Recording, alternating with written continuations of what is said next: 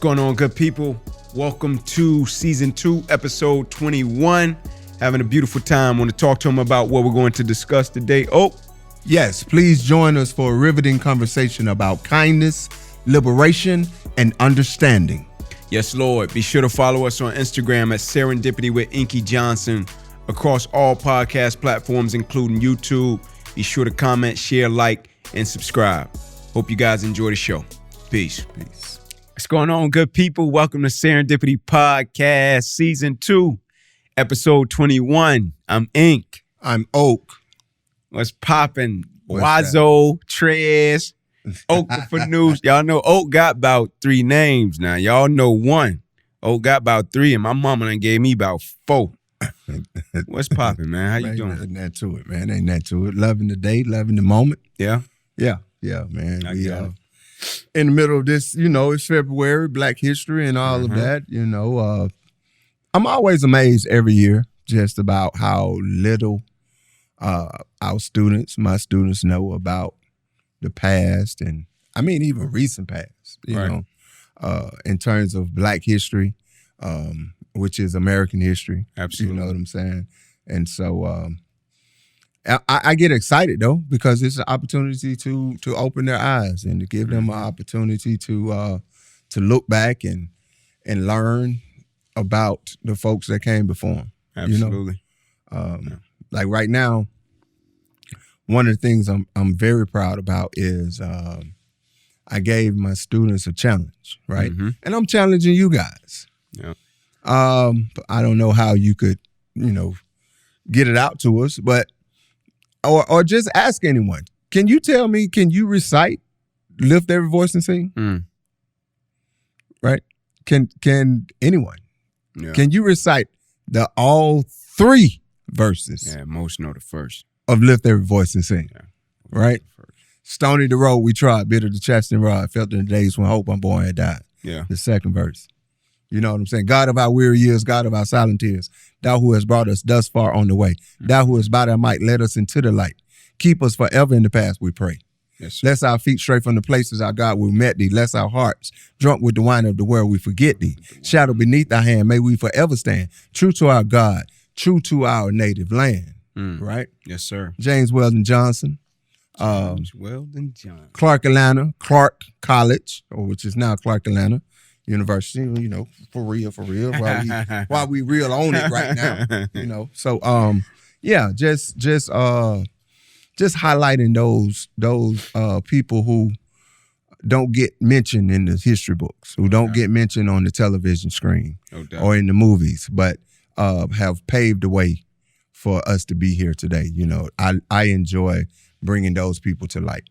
Absolutely. Black history, African-American history, African history, American history, all of that good stuff, man. So yeah. I got a chance, man, to bring an important and vital lesson to my kids, right? Because the Emmett Till series, of course, is on television. And it's intense. It's real life. And I got a chance to watch a portion of it with my children. And I always stress to them, when you talk to somebody, you look them dead square in their face and in their eyes, right? Mm-hmm. You don't bow your head, you don't duck, you don't shuck, you don't jive, regardless of what the content may be. You look them dead square in their eyes, right? And in the movie, there was a time to where they were discussing, the uncle came into the courtroom. Mm-hmm. And when he was pointing out the men that did what they did to Emmett, he was looking at him, right? And the significance was, he was looking at him and he was pointing at him, and he didn't bow his head, he didn't duck down. Yeah. Like he looked them dead square in the eyes and pointed at him, right? And people was talking about the significance of it, right? And they said something that I felt was powerful and potent.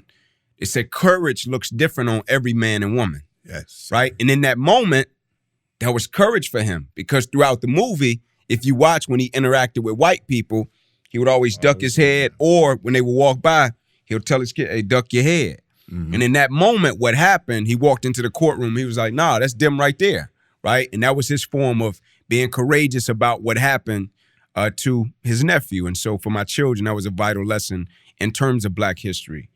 But I want to get into it, man. I got one to start us off with a quote card. It says, if you have to choose between being kind and being right, choose being kind and you will always be right. If you have to choose between being kind and being right, choose being kind and you will always be right. Talk to me, sir. That statement reaches so many different levels, y'all. Yeah. Because it says if you got to choose between being kind and being right. Most times we have our feelings and we have what we think and we want to be right, which is cool, which is, no pressure. I'm not knocking that. All right. Yet what you gain and what you give unto the universe, what you give unto the world, what you give unto society by being kind. Mm-hmm. We don't know what anyone is going through. Absolutely, man. At every moment of interaction. Absolutely. So you being right is cool. Yet you being kind is life-saving. Yeah, absolutely. You being kind is that sustaining force for someone who maybe at the next moment ready to just check out. Mm-hmm. Right? Yep. But because you were kind in your delivery, even if you were telling them they were wrong about something, even if you were correcting them about something, yes, sir. Even if you, regardless of what you were saying to them, it doesn't matter. The way in which you said it, the spirit in which you said it is life-saving. Understand that your words and the spirit and the energy that you give out to folks, it can destroy or it can save people, man. Absolutely. And so for me, like when I'm less than my best, that's one of the places where I would say I'm less than my best is when I don't let kindness be in the forefront of my tongue. Gotcha. Right? Because or when I just want to be right, or my anger or my angst or whatever disposition I may have or whatever emotion I may have in that moment supersedes just the quality and the character of being kind. Yes, sir. Just being good folk. Being good folk. I'm sorry. I get good. I get real tight about that, man. Yeah. I get real tight about just being kind because it doesn't take anything from you. It doesn't take you. You don't have to be special. You don't have to have, any special talent. Just be kind. No doubt. No doubt. Right? And the way in which, especially nowadays, and having some people very close to me who have, lost some folks that are very close to them, mm-hmm. just also off a whim, they just took their life. They took their own life, right? Wow. And who knows if a conversation of kindness, a conversation of gratitude, a conversation of letting that person know they're worth it, would have gave them enough pause to not make the decision that they made. Right? Good. That's how powerful kind is. That's how powerful being a good person is. Yeah. It is the difference between, literally the difference between life and death. I'm with you. It's a quote. It says, pride cares about who's right. Humility cares about what's right. Yes, sir. Right? And when we talk about being kind, I often think about the word grace. Mm-hmm. Right? Like giving yourself grace and giving other people grace. Like that's a real thing, man. When we talk about you never know what somebody is going through. It says that everybody we meet is fighting a battle that we know nothing about. And oftentimes, even when we're listening to people, I think when we're listening and we want to be right, we listen with the intent to reply and not the intent to understand because we want to be right, right? You saying something and I feel like I got a valid place and space in this argument or in this debate. I want to be right, bro. I feel like I could crush you. I'm finna checkmate you, right?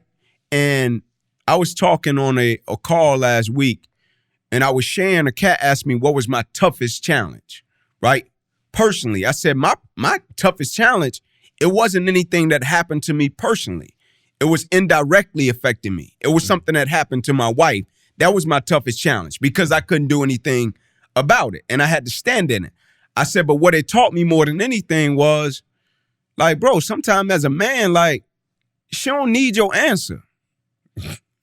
You feel me? Like, she don't need your perspective.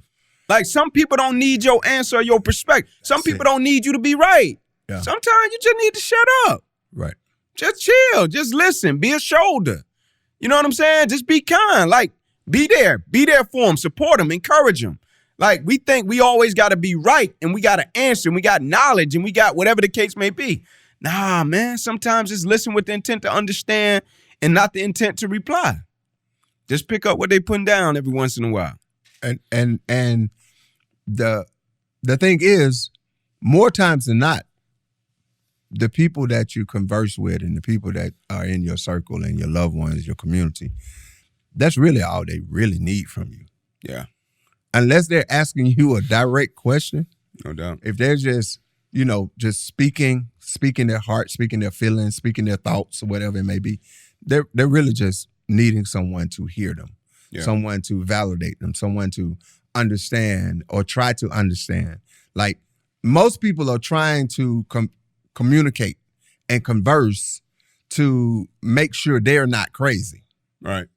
Like, you hear me, okay, that's all I really need you to do. Yeah. Is hear me. No doubt. Right? Because anything other than it becomes that the notion of who's right, what's right, how you feel, what's your perspective, Mm-hmm. And we get into this danger zone of judgment right when we start to think that my perspective has more value than your perspective. Mm-hmm. Yeah. Then now you're stepping outside of the realm of being kind. Mm-hmm. Because being kind is simply, I'm just listening. Yeah. And whatever it is you need me to do, where you need me to take this, whatever the information or whatever it is that you're saying to me, right? Yeah. What do you want me to do with it? Mm-hmm. And I'm basically at your feet. Yeah. I'm your servant right now. I have given up my positional dominance and allowed you to have it, because that's really all you need right now. You need the positional dominance for you to process whatever it is that you're going through. Mm-hmm. You don't need my advice. You don't need my thoughts. Yeah. Right? They may be helpful sometimes and sometimes not, but you don't need it. Mm-hmm. What you need is your own understanding, your own peace, your own individual way of processing whatever it is you're going through. That's what you need. Yeah. What you may want is my advice. Mm-hmm. But always understand what you need is your own individual understanding. Yeah. And I'm a part of that process by listening. Mm-hmm. I am assisting you in getting to your place of understanding by listening. And sometimes when we offer our perspective, we make it worse than when they first started talking to us. Mm-hmm. Because we have this notion or this want or need to be right, as opposed to being kind. Yeah.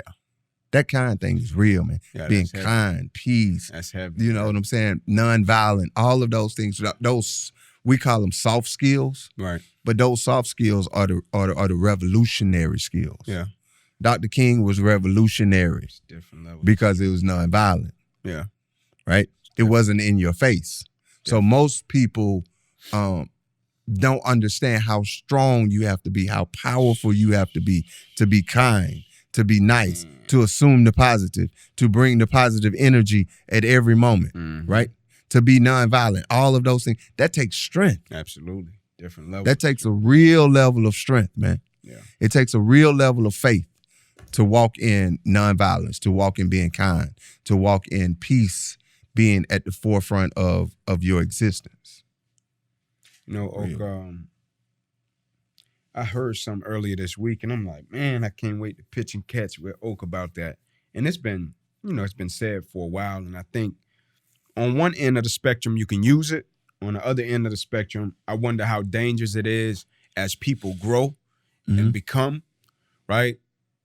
Like I heard a person telling, a younger person, go do your thing, prove them wrong, right? You doing this to prove them wrong. Go prove to them that they was wrong, right? And that's great, and it serves and has a space in place, right? To where you do your thing and you prove them wrong, right? But it made me sit back and think, because I've done it when I was young. I'm like, man, I'm going to show these cats. I'm going to prove them wrong, right? But the older you get, you start to realize that your greatness, your excellence, and what you bring to the table shouldn't be predicated upon you proving somebody wrong. Like it ain't long life in that, right? Mm-hmm. And so when you think getting a cat going, or if you hear something like that in your classroom, like what's some insight that you have on that? How you view that? What's the perspective that you'll share with a young cat if he came to you and he just said, I'm gonna prove him wrong, right? I know it has a space and place, but it does. You know what I'm saying? And I definitely use that card early on. That's elementary school. Yeah. Right? Mm-hmm. That's a jump starter. Yeah. That sort of gets you going, gets you in the process. That's the 5-hour energy. That's the shot. Let's go. Yeah. That's the thing that gets you in the flow. No doubt. Right? You in the flow. Now, if you lean into that too much, then let's say you don't prove them wrong, then what? Then what? It could be catastrophic. Right. Because now what proving them wrong, what that really is you're handing over your autonomy. Mm. You're handing over your power to someone else's decision as to your validity. Right. Yep. Nobody.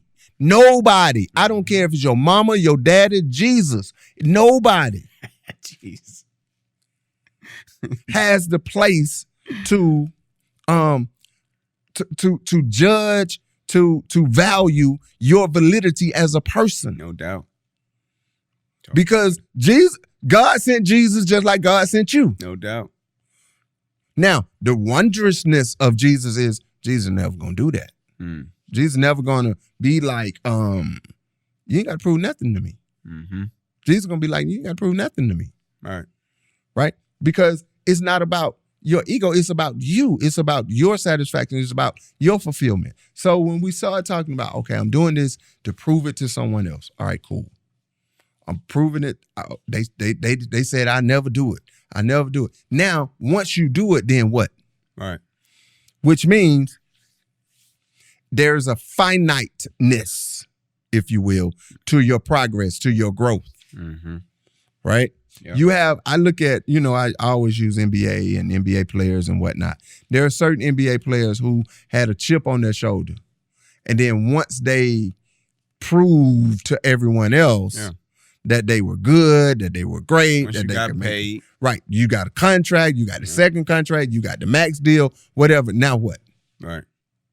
Right. Then you got those very few special cats. Bean Bryant, right? The cat I don't talk about, right? Who it's not about proving it to you or to anybody else. Mm-hmm. It's about the challenges that I give myself, and I'm proving it to myself over and over and over and over again. Yes. So the notion of proving is not problematic. Mm-hmm. Proving it to someone else is. Mm-hmm. Proving it to anyone or anything outside of yourself, that's when it becomes problematic, because now they become the master of your domain, as opposed to you being the master of your domain, which means I'm proving it to myself every day. I find another challenge every day, right? I've won 5 championships. No, I need to win 6. Not to prove it to you, because I've proven it. Like Tom Brady was great before he won with Tampa Bay. No question.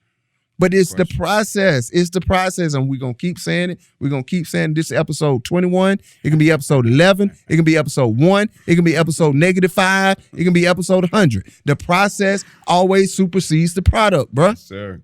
Yes, sir. It always supersedes the product. So when you talk about you proving something to someone, then you're in the product business. Outcome. The outcome.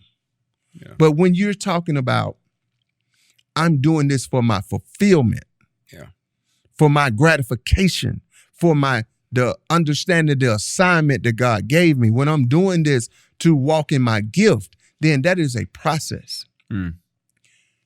Becoming never becomes. Yeah. You're always becoming. We're always becoming. We're always becoming. We're always becoming. Always becoming. And we never become. It's the same thing. So people say, you never reach perfection. Right. It's the same thing. I like to say becoming never becomes. That's right? Good, man. I was watching The Man in the Arena with Brady. And he was talking about like in his second or third season, right? He came in when he had early success, when Bledsoe went out, did well, ended up going to the Super Bowl. They won it. They come back the next season, high hopes. Things get shattered, shaken up a little bit, don't finish the way they wanted to finish. And then they end up trading Lawyer Malloy, who was a leader and a captain on the team. Second week. Right? Second week. Mm-hmm. And Brady said it was like his welcome to the NFL moment. Because when they traded Lawyer Malloy, he looked at Lawyer as, man, this is the prototypical guy. Like if you wanted a leader and a pro, this is the pro. Comes to work on time, works hard, he's a professional, does things the right way. And we trade him. He was like, I didn't understand it. Then they played him with the Buffalo Bills, destroyed him, right? People talking all type of trash. What happened to Brady? What happened to the Patriots? It's a fluke, right? And he said, the way that we operate and the way we do our thing and the way we did it back then, we don't say we gonna win games because you talking shit. Like, that was never our factor. That was never our barometer. Right. We gonna go out and operate and be excellent because they said this about us. Those words never entered our process or locker room. No, we gonna trust in what we do. We gonna believe in what we do. And we gonna execute on what we do. And we gonna do it. It's never predicated upon us proving you wrong. Right. You not in the arena, Doc. Right. You not up bleeding, Doc. You not sweating, right? You not crying, right? You not putting in the work. You not sacrificing or dedicating yourself to nothing. Man, let me talk to some of y'all cats in the world that's predicating your greatness and your excellence based upon what somebody says to you that's not even sacrificing and putting in the work that you put in. Why you basing your greatness upon their words? Why you want to prove them wrong? Or their expectation. Or their expectation with what they're saying to you, right? Why you trying to prove them wrong? Prove yourself right. How about stepping back and saying, nah, man, I know I'm built for this shit. Let's go. Mm-hmm. I know I can do this, right? I know I can operate. Now there's a space and a place, like we said. When I was a young cat, I'm talking about, I wanted to prove everybody wrong coming out of Crim High School, right? Loved it. Used it as a source of fuel. But the older I get, and the more I want to operate and be great at what I'm doing, like, I appreciate people's words of affirmation. I appreciate the negative. I appreciate all. I'm thankful for all of it. There's a quote right here that says, I'm thankful for all of it. The highs, the lows, the blessings, the lessons, setbacks, the comeback, the love, the hate, everything. I'm thankful for all of it. But when I go to work and I show up, it's all about what resides on the inside of me and me making sure that I got my standard and my expectation higher than what anybody else could give me. So I'm not bringing my performance, my dedication, and my commitment predicating upon what somebody says to me externally. We don't win games because you talk shit. Remember that. Right. We don't win games. We won't execute and be great because you talk shit. We show up, we trust in our process, we believe in it, and we execute on it, Doc. Do what you do, man. So Ink, this is what I guess I've come to, and I really have conversed with my young Thundercats about it, and their feedback has been like it's the most important and most powerful thing I ever said to them, right? Mm-hmm. And it's real simple. Mm-hmm. Everything in life is a you issue. Yes, sir. Everything in life is a you issue. Like when we get to the rat killing of the matter, everything. Now, I'm not saying that like being dismissive of other people. No doubt. What I'm really asking is give me a situation where it's not a you issue. Mm-hmm. Right? Not saying things are always mutually inclusive. Yes, there are things that are mutually exclusive. Like there's a situation that happens and someone has to bear the responsibility and bear the brunt of what they did. Mm-hmm. Now, I can choose to harp on what they did to me, or I can choose to think about and figure out how am I going to move forward from that situation? Right. How am I going to get better from that situation? Such that regardless of what happens, I'm never a victim. Right. Regardless of what happens, the onus is on me and I have the responsibility. It might not be my fault that something happened, but it's my responsibility to move on from it. It's my responsibility to heal from it. It's my responsibility to get better from it. Everything is a me issue or everything is a you issue. Like depending on, me, you, however you want to put that, right? But every single thing. So you talking shit about my team, or you talking shit about my process, you talking shit about me as a principal or me as a teacher or me as whatever, that doesn't move me. Right. Yeah. Now, I'm not saying it doesn't move me like naturally it doesn't move me.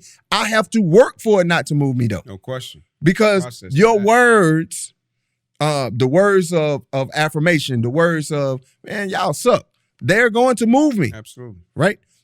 Yeah, at the end of the day, it's still my responsibility of how I move forward from those words, how I move forward from that energy, right? That is me.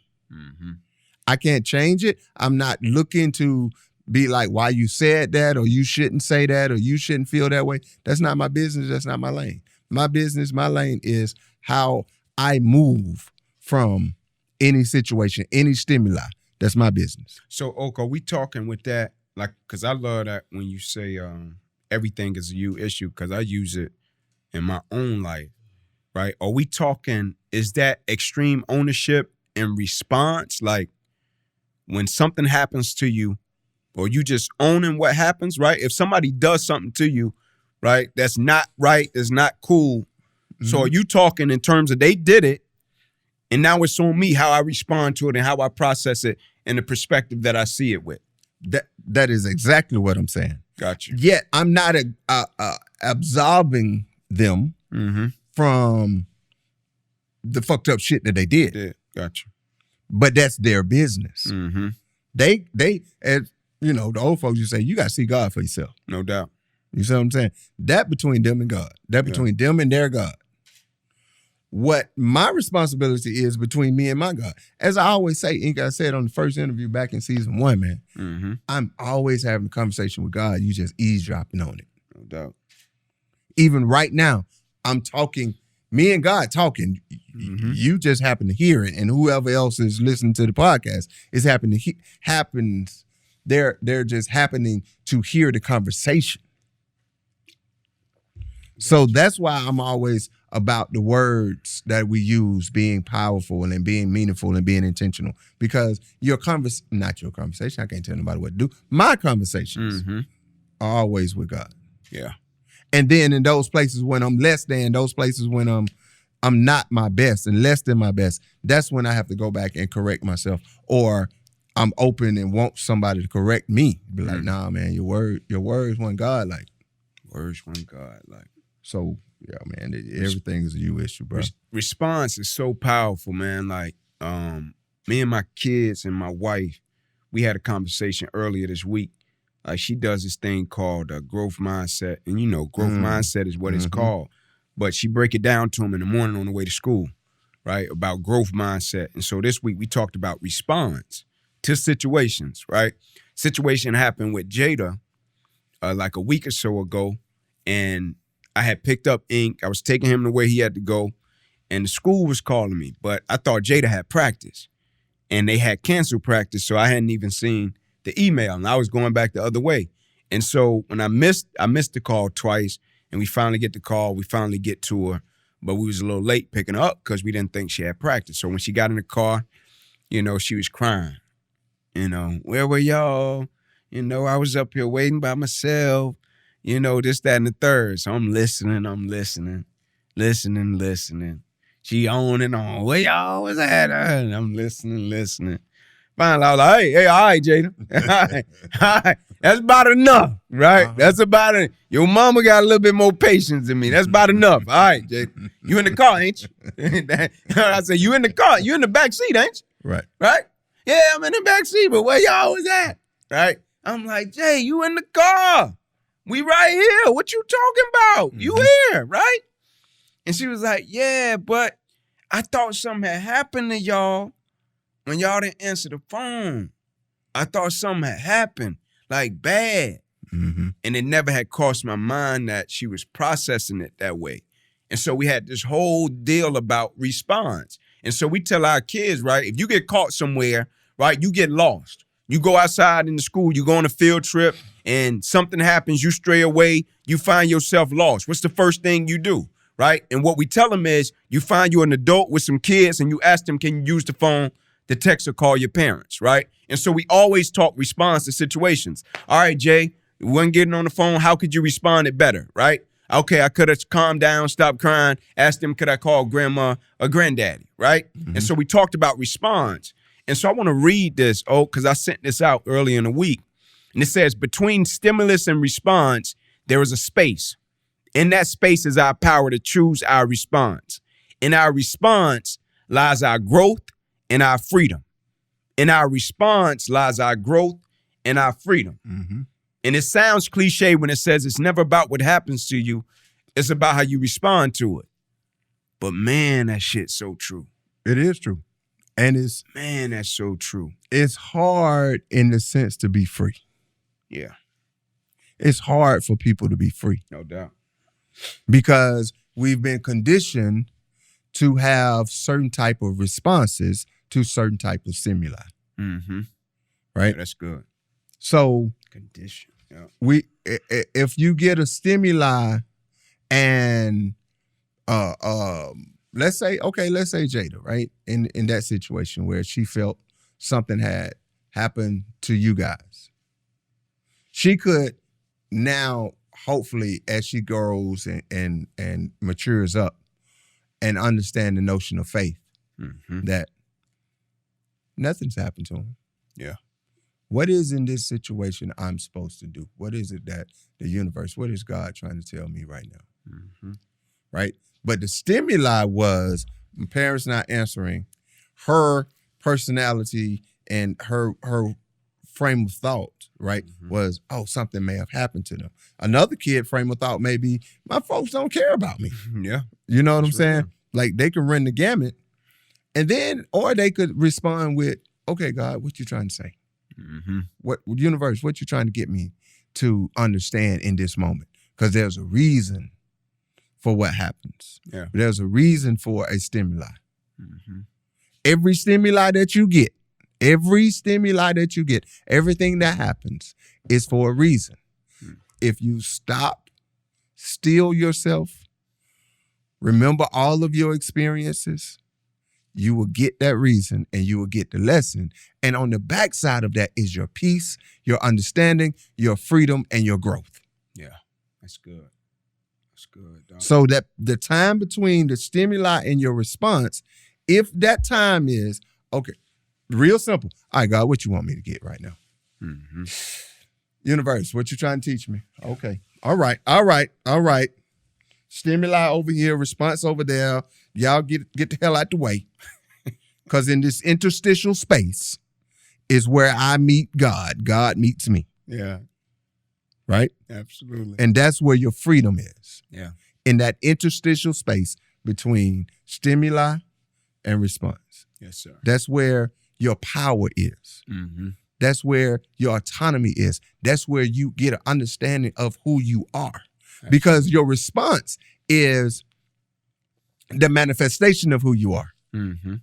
Right? So you get the stimuli, you get in that interstitial space, okay, the lesson, what I'm supposed to get, who I'm supposed to become, how I'm supposed to respond, all of that, right? That is who you are in that moment, in that interval time, right? And then you respond. Your response is the manifestation of where you already were. Like that. Right now. So that's where the growth and the power and the autonomy and all of the freedom and the liberation comes from when the saying between the stimulus and the response. Yeah. That interstitial space is where you meet God. Yeah. Or better yet, it is a direct correlation to where you are in your relationship with God. Yeah.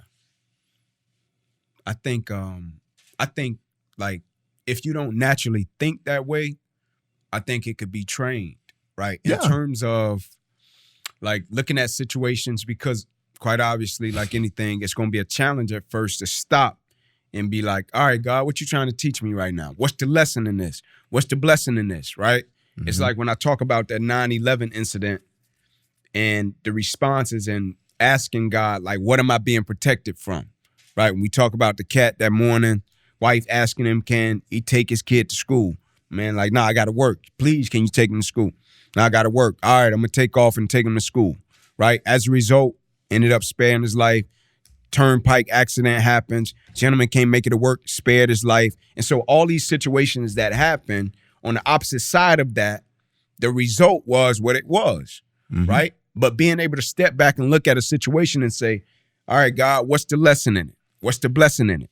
It's like a lady asked me 2 days ago. She's like, man, I got to get surgery. How long did it take you to get to a good space mentally, right? With what happened to you after the surgeries? I was like, it was a solid 2.5 years.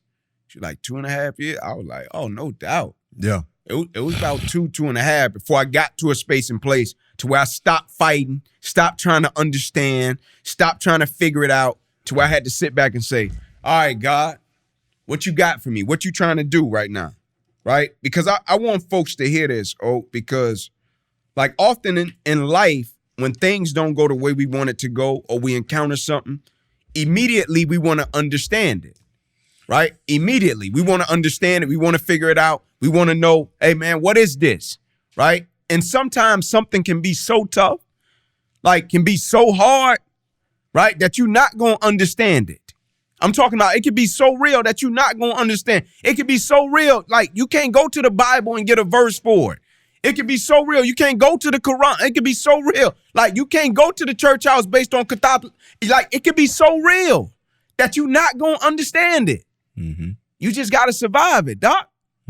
Right? And by surviving it, the lessons come. The blessings come. The perspective comes. Most importantly, and hopefully, the peace comes. Sometimes things are going to be so tough. Stop fighting it. Stop trying to understand it. Just survive it. Take all that energy and just survive it. Like, bro, day by day, moment by moment, situation by situation, like my dogs say, be where your feet are. Just survive it, right? And then you're going to get to a place, you're going to be on top of the mountain one day, and you're going to say, man, I see exactly why I had to face and go through that. Yep. Yeah. So, and understanding is like a drug. Yeah. Understanding is poison. It really is. Yeah. Because if you understand, that means you're on the backside of it. Yeah. Now, if you understand something and then grow from it, you get the satisfaction internally of having understood why this happened, why that didn't happen. Like you can answer all the whys. Yeah. Yet have no growth because you understand it. Have no growth. Right? That's all the whys. And then there are times in what you were just talking about where when you don't understand, is really the opportunity to grow. It's really the opportunity to understand what life is trying to teach you. Yes, sir. Because you don't understand. Don't understand. I mean, I teach for a living, right? Absolutely. So when I'm teaching young people or teaching people, period, when they understand, there's nothing left for me to teach you about that. Now, your understanding, maybe as the shirt say, whatever you think, rethink it. Because your understanding is you making it make sense. Yeah. That may not be quote unquote what it is. You just making it make sense. It happens so you can create a narrative for it. Yeah. Yeah. Don't miss that. You can create the narrative for it to now, okay, it makes sense. And then you say, oh, I understand that. And you ain't understand shit. Don't miss that. As my daddy would say, you don't know bat shit from peanut candy. But you say, I understand. No doubt. Right? Because understanding, when you really think you understand something, you have ceased to grow. Meaning you on the backside of the lesson. I got it. Yeah. No, you don't have it. Don't got it. No. And you don't have to have it. Absolutely. On the front end. That's like, oh, I can't understand it, then it paralyzes me. People are like, I don't understand it, so I can't move forward. Yeah. I can't do anything because I don't understand why this happened. Why did this happen to me? Why did that happen to her? Why did that happen to him? Why does it have to be like this? Okay, you get the answer, and what? You still got to go through it? No doubt. Yeah. So understanding is like the red velvet cake after Sunday dinner. Right? You got to go through the process. You got to go through the whole dinner first. You got to go through everything. You got to climb the mountain. Understanding is once you get to the mountaintop. Yeah. It's like, I want to understand how it feels to be on the top of Mount Everest while your ass at the base of the mountain. Yeah. So you want to circumvent the whole process and you won't understand it? No. Especially when things come at you so fast and may come so deep and come so hard, as sometimes life will, it'll present itself, right? Absolutely. And we'll spend our time trying to understand, and it paralyzes us. Yeah. As opposed to just keep grinding. Just keep taking one step in front of the other. Yes, sir. Right? Put your feet on the floor every day. I don't understand it. Man, I'm telling you, 7, 8, 9 years ago, bro, for about 4 years, I couldn't understand nothing. I couldn't see my way out of no way. Only thing I had was putting my feet on the floor, prayer, listening to folks, but doing my process. No doubt. That's all I had. Yeah. I didn't know. I had no clue. I didn't know what the end was going to be. As the old folks say, I believe I run on to see what the end going to be, because I know there's something at the end waiting for me. Mm-hmm. That's where the understanding is, at the end. But right now, you just got to run on. Yeah. Run on to see what the end going to be. Whatever it is you're going through in life, bro, ma'am, whatever it is that you're going through in life, whatever burden that you're carrying, right? Run on. Yeah. The elders, old folks said all the time, they sang the song down the Flint River, man. I believe I run on to see what the end going to be. Because there's something at the end waiting for me. That something is that faith and knowing that God got you on the back end. You just got, the part that you got to do is just run on. You don't have the assignment to understand. You have the assignment to run. It's good. That's the assignment. The assignment is put one foot in front of the other. The assignment is put your feet on the floor. The assignment is not to carry that burden to be nasty and hateful and ugly to folks as you go on your journey. Yes. The assignment is to be kind, is what we bring this thing full circle back around to. The assignment is to bring positive energy, because you know there's something on the other end that's waiting for you. Yes, sir. I'm picking up what you're putting down, doctor. I got you. So, stop trying to understand. Man. Stop trying to understand. But what I'm saying, and let me say this too, Ink. For people like you and I, like our personality type, that's easier for us to do. Sure, yeah. Right? It's harder. So I understand the struggle. No doubt. No, I can't say I understand the struggle. I respect the struggle of having to kind of understand some things before you make the next step. Right? It's really tough to ask people to walk on faith. Yeah. To the substance of things hoped for, the evidence of things not seen. Absolutely. And so, you taking that first step up the staircase and you can't see no other steps. Right? That's tough for a lot of people. Just like let's talk real. No doubt. So what's tough for us? Ink, what you planning to do next week? Exactly. As it comes. Right. Embracing it as it comes. What you plan to do tomorrow? Yeah, I'm embracing it as it comes. Getting on the flight, doing my thing. But there are some people, they got that thing lined out to a T. No question.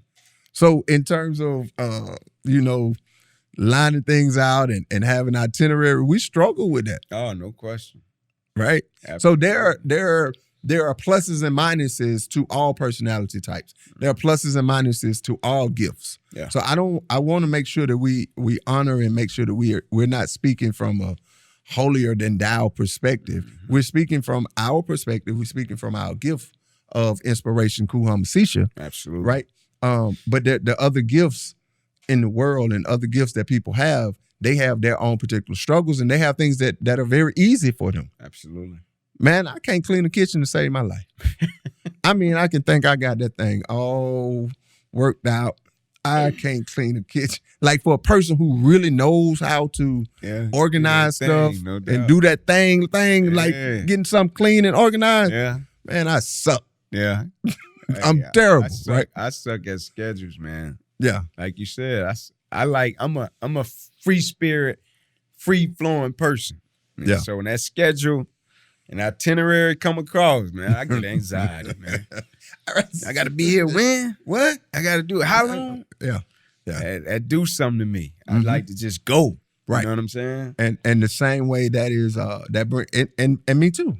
Like, don't tell me what I got to do until about 5 minutes before we got to do it. Yeah. You tell me 2 days, I'm subconsciously, I'm going to forget it. I'm going to forget it for my own peace. Because if I don't, I'm going to be thinking about it. That's what I'm saying. That's and what I'm we miss all the moments from that time up until when I got to do it. I'm going to miss every moment that the universe got for me. Exactly. Right? So if you really know me, don't tell me 5 minutes before and be like, all right. Yeah. Game time. Game time. And I'm like, let's go. Okay. You know, so. But yeah, man, that's it though. Man, I enjoyed this one right here. I'm going to take us out with this, man. Take us out with this quote, man. It says, the sun will rise and set regardless. What we choose to do with the light while it's here is up to us. Journey wisely.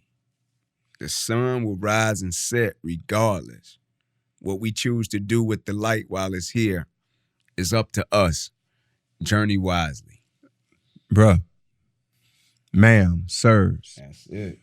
Peace and liberation are your two objectives. If you can strive for those, peace and liberation, from the time that sun rises and that light hits to the time that sun goes down, if you're striving for your own personal peace and your own personal liberation, howsoever it is fit and how it fits in your life, so be it.